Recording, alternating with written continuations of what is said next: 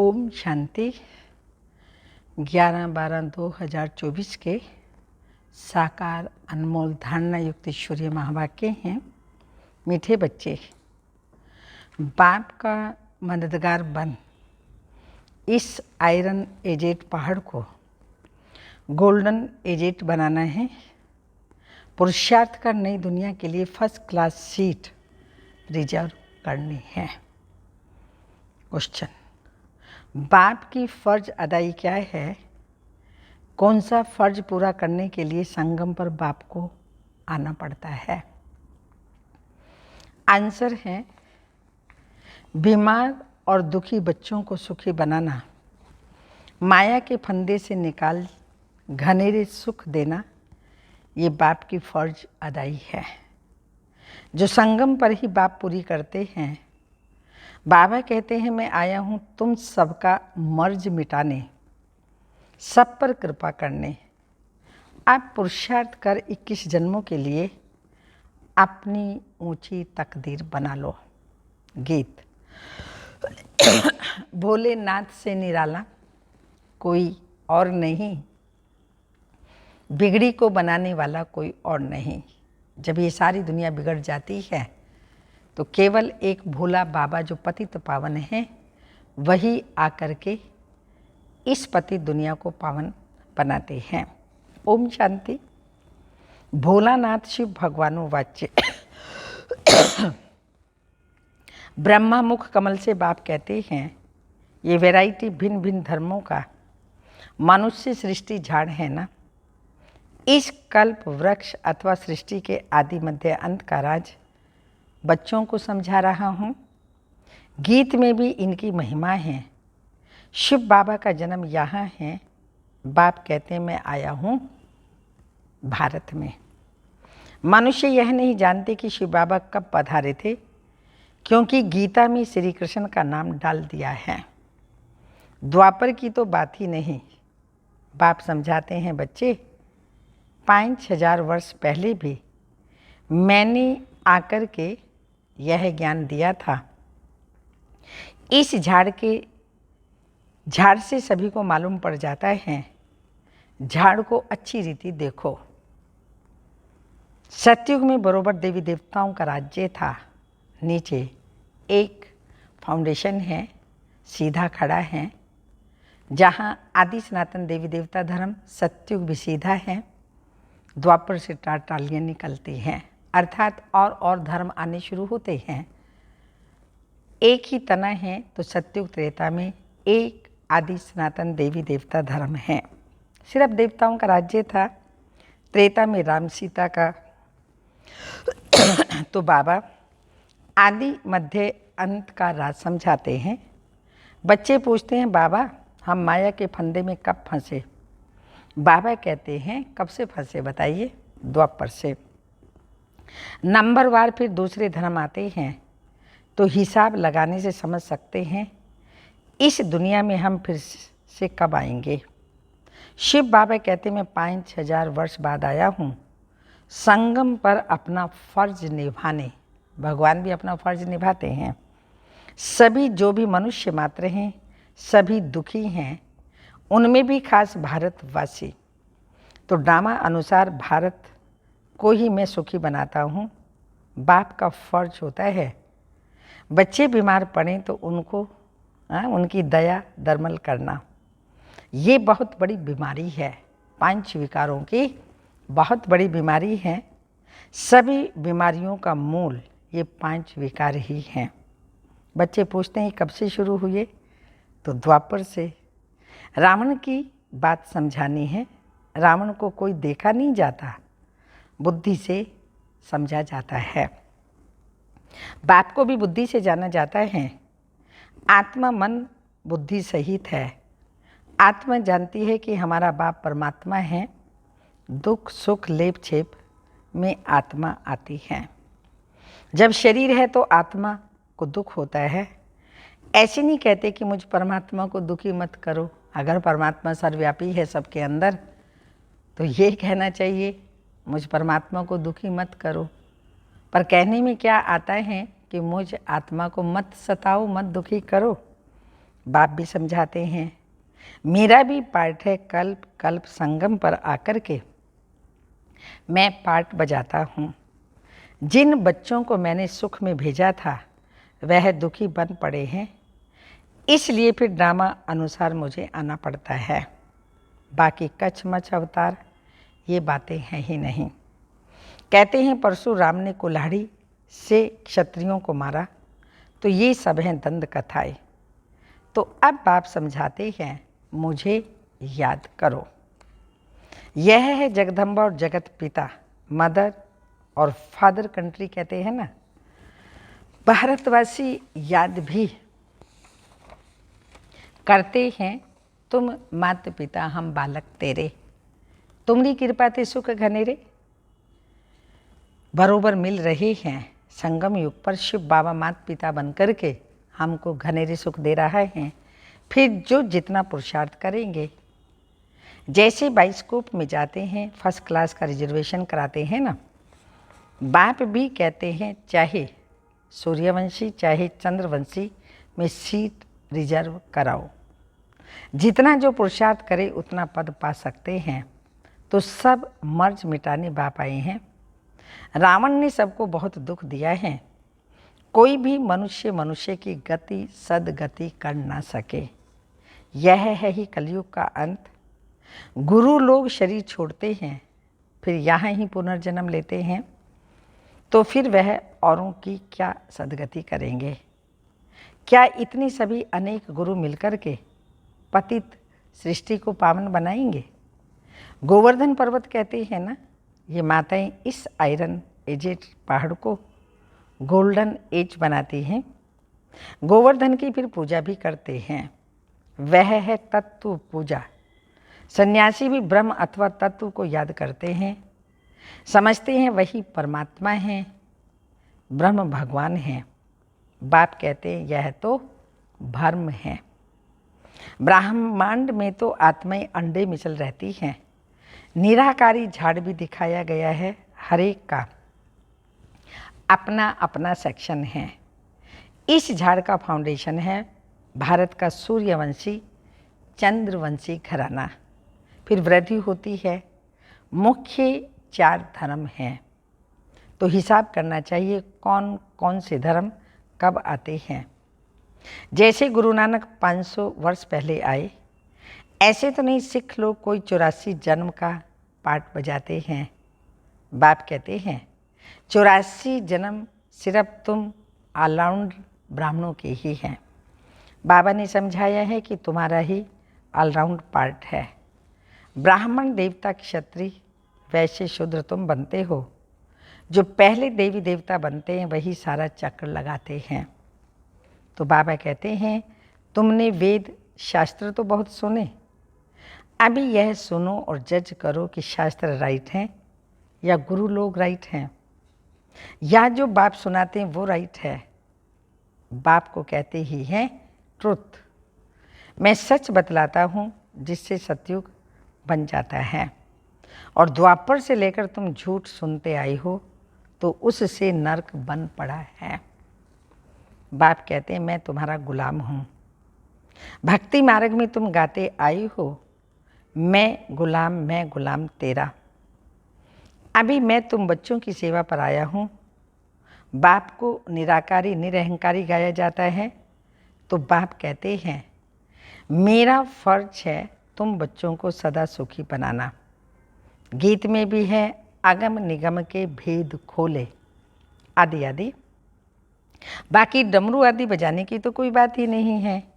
यह तो आदि मध्य अंत का सारा समाचार बाप सुनाते हैं। बाबा कहते हैं तुम अभी सभी बच्चे एक्टर्स हो। मैं इस समय करण करावन हार हूँ। मैं इनसे ब्रह्मा से स्थापना कराता हूँ। बाकी गीता में जो कुछ लिखा हुआ है वह तो है नहीं। अभी तो प्रैक्टिकल की बात है ना। बच्चों को यह सहज ज्ञान और सहज योग सिखलाता हूँ, योग लगवाता हूँ। कहा ना, योग लगाने वाले, झोली भरने वाले, मर्ज मिटाने वाले कौन? शिव बाबा आदि आदि। गीता का भी पूरा अर्थ समझाते हैं। योग सिखलाता हूँ, सिखलाने वाला भी हूँ। बच्चे योग सीखकर फिर औरों को सिखलाते हैं ना। कहते हैं योग से हमारी ज्योति जगाने वाले, आदि आदि। ऐसे गीत भी कोई घर बैठ कर के सुन ले तो सारा ही ज्ञान बुद्धि में चक्कर लगाएगा। बाप की याद में वर्षे का भी नशा चढ़ेगा। सिर्फ परमात्मा व भगवान कहने से मुख मीठा नहीं होता, बाबा माना ही वर्षा। अब तुम बच्चे बाबा से आदि मध्य अंत का ज्ञान सुनकर के फिर औरों को सुनाते हो। इसे ही शंख ध्वनि कहा जाता है। तुमको कोई पुस्तक आदि हाथ में नहीं है, बच्चों को सिर्फ धारणा करनी होती है। तुम हो सच्चे रूहानी ब्राह्मण, रूहानी बाप के बच्चे। सच्ची गीता से भारत स्वर्ग बनता है। वह तो सिर्फ कथाएं बैठ बनाई हैं। तुम सब पार्वतियाँ हो, तुमको यह अमर कथा सुना रहा हूँ। तुम सब द्रौपदियाँ हो। वहाँ कोई नंगन होते नहीं है। कहते हैं तब कैसे बच्चे पैदा होंगे। अरे है ही निर्विकारी तो विकार की तो बात हो ही नहीं सकती। तुम समझ नहीं सकेंगे कि योग बल से बच्चे कैसे पैदा होंगे। तुम आर्ग्यू करेंगे, परंतु यह तो शास्त्रों की ही बातें हैं ना। वह है संपूर्ण निर्विकारी दुनिया, यह है विकारी दुनिया। मैं जानता हूँ ड्रामा अनुसार माया फिर तुमको दुखी करेगी। मैं कल्प कल्प अपना फर्ज पालन करने आता हूँ। जानते हैं कल्प पहले वाले सिक्के लदे ही आकर के अपना वर्षा लेंगे। आसार भी दिखाते हैं। यह वही महाभारत लड़ाई है। तुम्हें फिर से देवी देवता अथवा स्वर्ग का मालिक बनाने का पुरुषार्थ करना है। इसमें स्थूल लड़ाई की तो कोई बात ही नहीं। ना असुरों और देवताओं की लड़ाई ही हुई। वहाँ तो माया ही नहीं जो लड़ाई। आधा कल्प ना कोई लड़ाई, ना कोई बीमारी और ना ही दुख अशांति। अरे वहाँ तो सदैव सुख बाहर ही बाहर रहती है। सदैव सतयुग में सुख होता है, बाहर ही बाहर होती है। हॉस्पिटल आदि होती ही नहीं। बाकी स्कूल में पढ़ना तो होता ही है। अब तुम हर एक यहाँ से वर्षा ले जाते हो। मनुष्य पढ़ाई से अपने पैर पर खड़े हो जाते हैं। इस पर कहानी भी है। कोई ने पूछा तुम किसका खाती हो, तो कहा हम अपनी तकदीर का खाती हैं। वह होती है हद की तकदीर। अभी तुम अपनी बेहद की तकदीर बनाते हो। तुम ऐसी तकदीर बनाते जो 21 जन्म फिर अपना ही राज्य भाग्य भोगते हो। ये बेहद के सुख का वर्षा है। अब तुम बच्चे कंट्रास्ट को अच्छी रीति जानते हो। भारत कितना सुखी था, अब क्या हाल है। जिन्होंने कल्प पहले राज्य लिया होगा वही अब लेंगे। ऐसे भी नहीं जो ड्रामा में होगा वो मिलेगा। फिर तो भूख मर जाएंगे। ये ड्रामा का राज पूरा समझना है। शास्त्रों में कोई ने कितनी आयु लिख दी है। अनेका अनेक मत मतांतर हैं। कोई फिर कहते हैं हम तो सदा सुखी ही हैं। अरे तुम कभी बीमार नहीं होते हो क्या। वह तो कहते हैं रोग आदि तो शरीर में होता है, आत्मा निर्लेप है। अरे चोट लगती है तो दुख किसको होता है। आत्मा को ही होता है ना। ये बड़ी समझने की बातें हैं। ये स्कूल है, एक ही टीचर पढ़ाते हैं, नॉलेज एक ही है, एम ऑब्जेक्ट एक ही है। नर से नारायण बनने की जो नापास होंगे वह चंद्रवंशी में चले जाएंगे। जब देवताएं थे तो क्षत्रिय नहीं, जब क्षत्रिय थे तो वैश्य नहीं, जब वैश्य थे तो शूद्र नहीं। अब सब समझने की बातें हैं। माताओं के लिए अति सहज है, एक ही इम्तिहान है। ऐसे भी मत समझो कि देरी से आने वाले कैसे पढ़ेंगे, लेकिन अभी तो नए तीखे जा रहे हैं प्रैक्टिकल में। बाकी माया रावण का कोई रूप नहीं। कहेंगे इनमें काम का भूत है, बाकी रावण का कोई भूत व शरीर तो है नहीं। अच्छा, सभी बातों की सैक्रीन है। जितना ज्ञान बाबा समझाते हैं सृष्टि के पास्ट, प्रेजेंट और फ्यूचर का, उन सब का सैक्रिन है मन मना भव। कहते हैं मुझे याद करो तो इस योग अग्नि से विकर्म विनाश होंगे। बाप गाइड बनकर आते हैं। बाबा कहते हैं बच्चे, मैं तुमको सन्मुख पढ़ा रहा हूँ, कल्प कल्प अपनी फर्ज अदाई पूरी करता हूँ। पारलौकिक बाप कहते हैं मैं अपना फर्ज बजाने आया हूँ, तुम बच्चों की मदद से मदद देंगे तब तो तुम भी याद पद पाएंगे ना, मैं कितना बड़ा बाप हूँ, कितना बड़ा यज्ञ रचा है। ब्रह्मा को मुख वंशावली, अभी तुम ब्राह्मण ब्राह्मणियाँ भाई बहन हो, जब भाई बहन बने हो तो स्त्री पुरुष की दृष्टि बदल जाए। बाप कहते हैं इस ब्राह्मण कुल को कलंकित नहीं करना है, पवित्र रहने की युक्तियाँ हैं। मनुष्य कहते हैं कैसे होगा, ऐसे हो नहीं सकता, इकट्ठे रहें और आग ना लगे। बाबा कहते हैं बीच में ज्ञान तरवाल होने से कभी आग नहीं लग सकते, परंतु जबकि दोनों मन मना भव रहें। शिव बाबा को याद करते रहें, अपने को ब्राह्मण समझे। मनुष्य इन बातों को नहीं समझने के कारण हंगामा मचाते हैं, यह गालियाँ भी खानी पड़ती हैं। श्री कृष्ण को थोड़ी कोई गाली दे सकता है, क्योंकि वो सतयुग में होता है, गाली देने वाले अभी होते हैं, तो उसे थोड़ी कोई गाली दे सकते हैं। श्री कृष्ण ऐसे आ जाए तो विलायत आदि से एकदम एरोप्लेन में भाग करके आए, भीड़ मच जाए, भारत में पता नहीं क्या हो जाए। अच्छा आज भोग है, यह है पीहर घर और वह है ससुर घर, संगम पर मुलाकात होती है। सतयुग ससुर घर है, संगम युग है पीहर घर। कोई इनको जादू समझते हैं, तो बाबा ने समझाया है यह साक्षात्कार क्या है, भक्ति मार्ग में कैसे साक्षात्कार होंगे, इनमें संशय बुद्धि नहीं होना है। ये रस्म रिवाज है, शिव बाबा का भंडारा है, तो उनको याद कर भोग लगाना चाहिए। योग में रहना तो अच्छा है, बाबा की याद रहेगी। अच्छा मीठे मीठे सिक्की लदे बच्चों प्रति माता पिता बाप दादा का याद प्यार। Good morning diamond morning.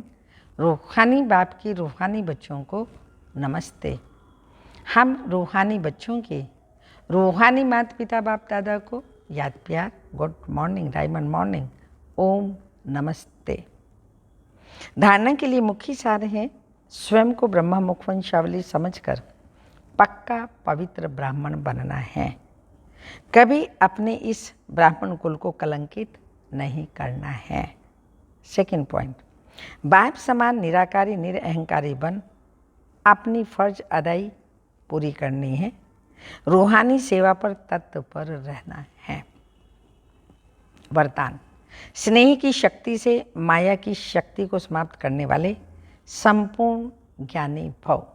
स्पष्टीकरण, स्नेह में समाना ही संपूर्ण ज्ञान है। स्नेह ब्राह्मण जन्म का वरदान है।